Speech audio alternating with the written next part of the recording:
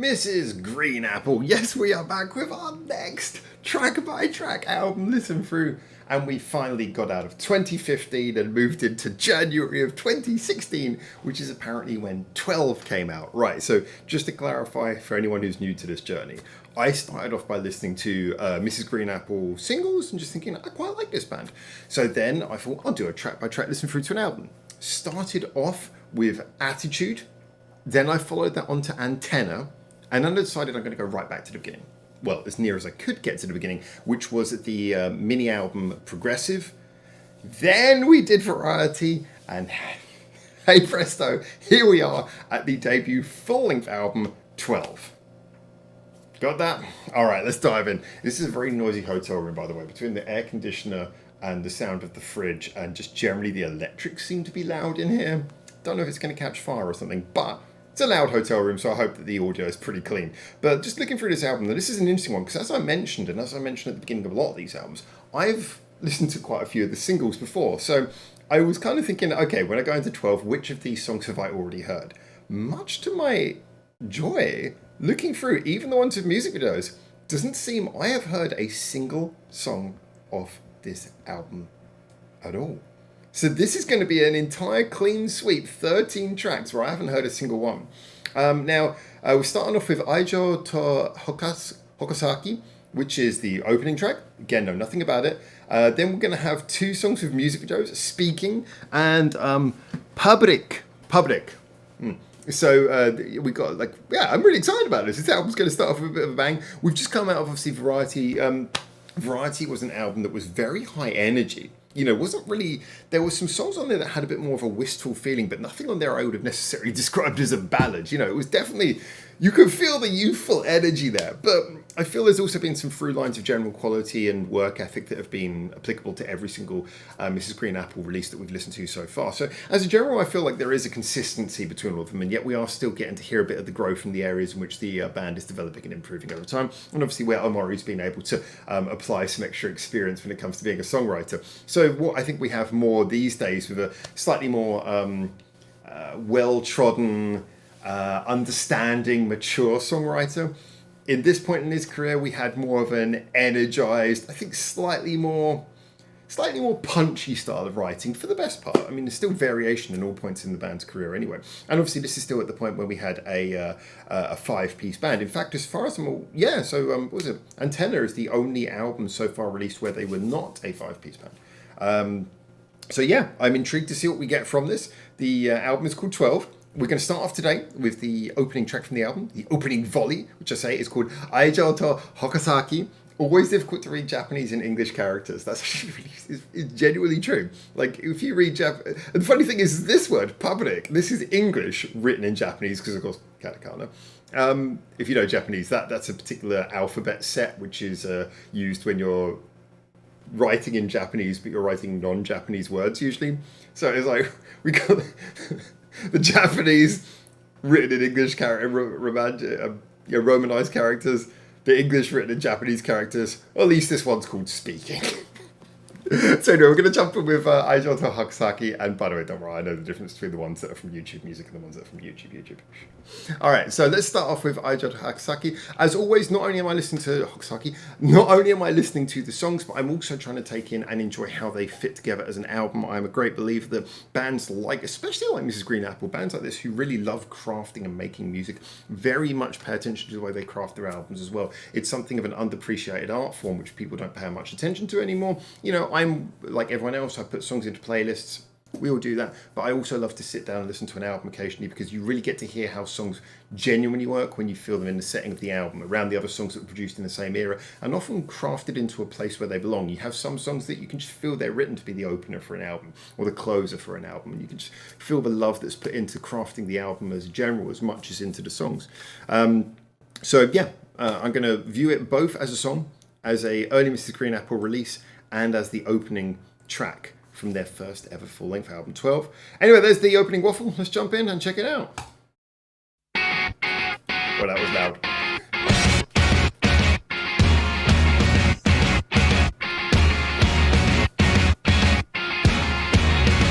The punchy songs, punchy sounds, super prevalent at the beginning of their career.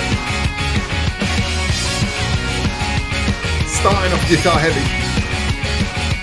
語ったって今じゃ笑われる世の中さ愛を伝えたってまともに聞いてくれやしないさ大丈夫だよあなたのその声は少なくともあなたが気づけているから誰の意見がどうとかいいから君なりに今だった武器は愛情と Nice little switch up there again. It's definitely got that kind of opening song vibe. Lead with big energy. Nice keyboard.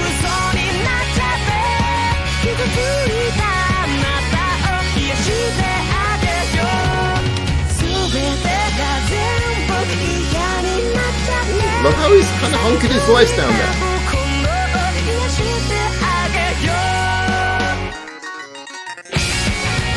Oh, I wanted a little bit more of the electric harpsichord there. That was kind of cool. A little bit. I think they could have played around that with a couple more bars. Build up the tension. 払ってあって信用なんかない世の中さ誰かを求めたって助け舟などやってこないさ大丈夫なのこのままでいいのって少なくとも絶望はやがて吹くから誰の意見がどうとかいいから君が The keyboard's becoming more clear now, a little bit more prevalent. Playing off against the guitar, keyboard, guitar.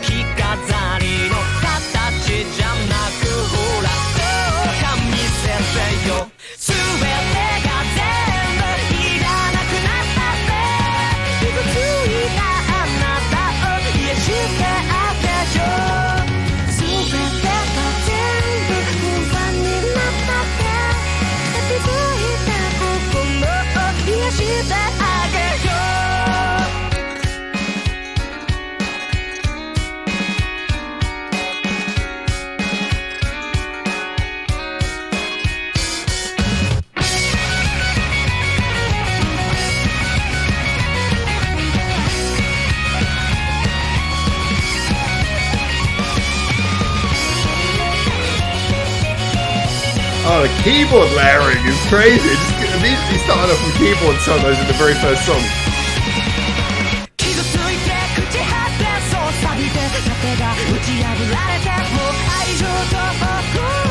Oh, I like how the descending bass line sped up there.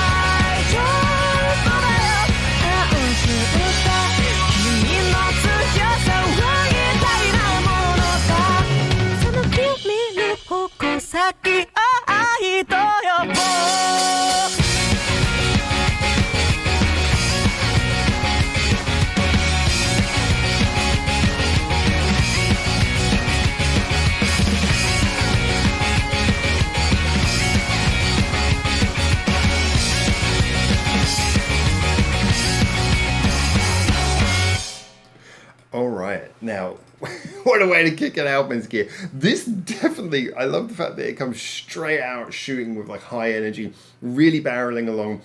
Just the fact that it kicks off with the guitars once again. Kind of similar, again, I said this before, to like Antenna, how Antenna starts with just like immediately guitars come in. It's a guitar-led track, and that's how you kick off the album. This similar feeling from the get-go, straight in with the guitars.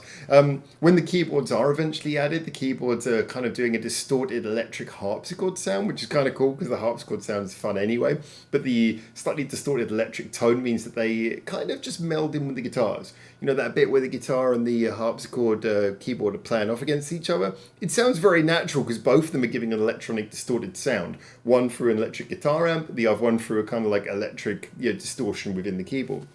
So, yeah, I think the sound, definitely you're going for this sort of distorted, slightly bright, slightly sharp sounding rock, but very fun. Again, bouncy, punchy, starting immediately, the very opening volley, we get is that dup, dup, dup, yeah, very sharp kind of little guitar sounds popping in and popping out instantaneously, almostly.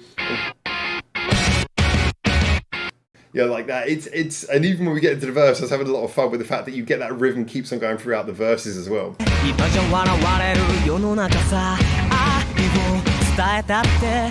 So I really like the way this is kind of structured around that style of very sharp, bright sounds. It's got a rock edge, but it still has this bright, bouncy vibe that is so Mrs. Green Apple.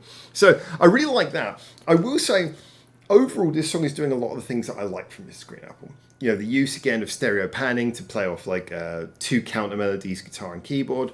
I like the fact that it's got this sort of building vibe. It's got clever little changes coming in throughout. Really enjoyed that bridge bit where the bass line is walking down and then the second time it goes down, double as fast. You know, I really enjoyed these little changes that kept the song feeling lively and just kind of like energetic. I will say overall though, because, you know, we've listened to a lot of Mrs. Green Apple songs. We've kind of set our bar at a certain level where we expect it to be. And you know me, I'm always honest in my reactions. I enjoyed this because, like most Mrs. Green Apple songs, it kind of does everything right. However, I will say that I felt it probably could have... It feels a little bit like it could have been more. For me, one of the biggest problems here is that it does feel a little bit like a lot of that initial energy. It doesn't really feel like it goes anywhere. It has these little changes, but it feels like it kind of meanders a bit. And for a song that is nearly 4 minutes long, it does feel like it maybe didn't need to be that long. There is a kind of a sense that it just kind of, it never quite hits a stride. It has like fun moments, but as a general, it kind of weaves together to make a song that kind of starts and ends. It doesn't really feel like it built up to an ending here. There's no feeling of real progression throughout it. It's just kind of a song that meanders a bit and then stops. And this can sometimes be the problem when you're doing a rock song. It's like you're kind of playing around, showing a lot of cool ideas, rocking out. But yeah, I think maybe also one of the reasons why that might be the case is that the chorus was, not particularly notable. The chorus was very rudimentary. So I get it. Sometimes you want to do a song like that. I think that this is one of those songs where I would say, as an album track, it's fine. It's nice. It's difficult because if I was saying this is a band I'd never heard before and this was the first song I heard by them, you know, if I'd never heard of Mrs. Green Apple before, 12 came out, I bought the album because I liked one of the singles and this came on as the first song, I'd enjoy it. I'd be like, wow, this is a really cool band. I love this sound. Really awesome. However, as someone who has heard a lot of Mrs. Green Apple and has the bar set at a certain level, I would say that this probably is a little bit lackluster compared to some of the other songs they've done of a similar sound. However, early in their career, totally understand. So, as always, I will be honest because there's no point me complimenting songs if I can't be honest about the ones that didn't quite hit the mark for me. This one it's nice, but it just kind of didn't grab me as much. It had all of the things that I like about Mrs. Green Apple, but they just kind of didn't come together with as much punch, impact, or effect as some of their other songs. It just kind of felt like it was more rolling out the formula, playing the formula because the formula works, but not quite extracting as much from it as some of their other songs. So yes, a song that very much is propped up by how good the Mrs. Green Apple sound is, more than by anything it necessarily adds or extracts from said sound. So yeah, I still enjoyed it though. It's the problem when you're being measured against such harsh competition, including they're being measured against their future selves. I can't help it. I'm comparing. Although I will say though, yeah, I think Variety kicked off a little bit more. I think both the previous records kicked off with a little bit more. I think both of them had a slightly better opening track. Still, next couple of tracks we're going to be listening to are singles. And as you guys know, if you've been following the channel, anything that has a music video I consider to be a single. It's 2026. Singles don't come out on little physical CDs that much anymore. Well, they do, but that makes up very little of the footprint. Most of the footprint's like YouTube. Anyway, there you go. Those are my thoughts on this one. Enjoyable start, but not their punchiest opening song ever, but good start.